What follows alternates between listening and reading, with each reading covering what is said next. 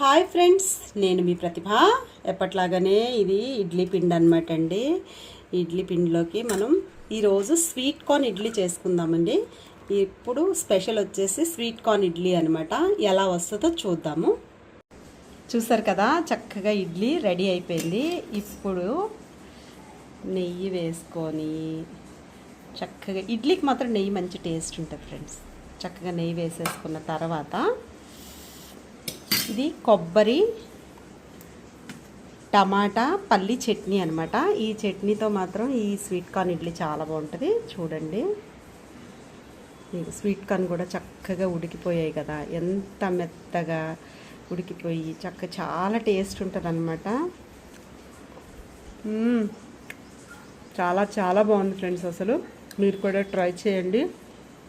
Sweet corn idli మాత్రం పిల్లలకు భలే నచ్చుతుందండి. మనకు నచ్చిన చట్నీతో సర్వ్ చేసుకోవచ్చు. చాలా చాలా బాగుంటుంది. Thank you friends.